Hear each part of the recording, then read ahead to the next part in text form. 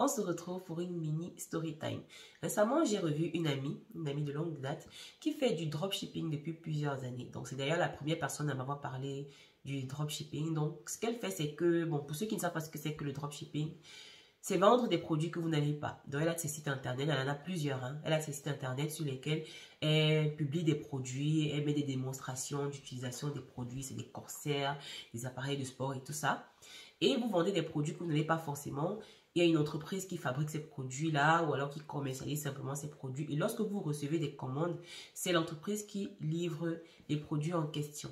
Et donc, elle le fait depuis. Et récemment, pour les fêtes de Noël, on s'est revus, on discutait un peu vraiment de tout et de rien.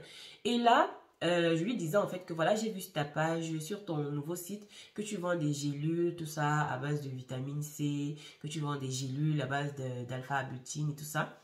En bref, vu que c'est mon domaine, c'est le skincare et tout, ça m'a interpellée, disons comme ça.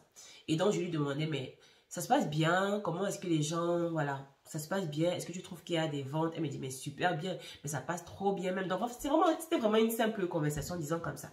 Ça passe bien, les gens apprécient et tout, donc finalement, j'en prends plus qu'au départ et tout. Ok. Et moi, je lui demande, et Tom, ça veut dire que tu en consommes alors finalement? Est-ce que, voilà, est-ce que Tom, tu aimes bien, depuis que tu en consommes, est-ce que tu aimes bien? Elle m'a dit consommer quoi? Je lui ai dit mais elle me dit que mais non. Moi je n'en consomme pas. Je ne prends pas, je n'en prends pas tout simplement. Et je lui demande pourquoi. Elle me dit non, moi j'ai pas confiance. Tu n'as pas confiance en quoi? J'ai pas confiance. Je sais pas, je vais consommer que je sais que c'est quoi. Et je lui demande mais tu en vends quand même aux autres et tu me dis qu'elles apprécient et tout.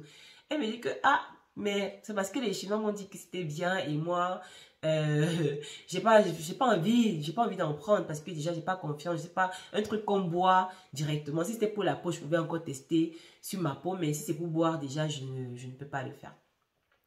Et je vous raconte cette histoire simplement parce que c'est le quotidien dans lequel on vit. Beaucoup de personnes qui vendent des produits, que ce soit des produits à utiliser sur la peau ou à ingérer, ne les utilisent pas elles-mêmes.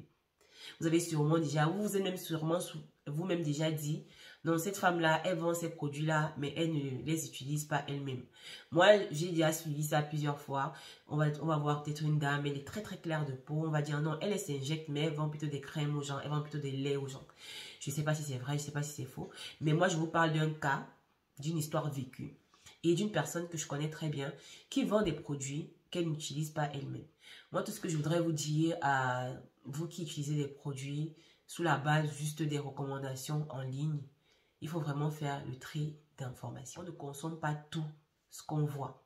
Il faut faire aussi la part des choses. Et pour les professionnels, pour éviter justement de tomber dans ces travers-là, il faut se former. Se former pour proposer avec éthique ce qui est bon à nos clients.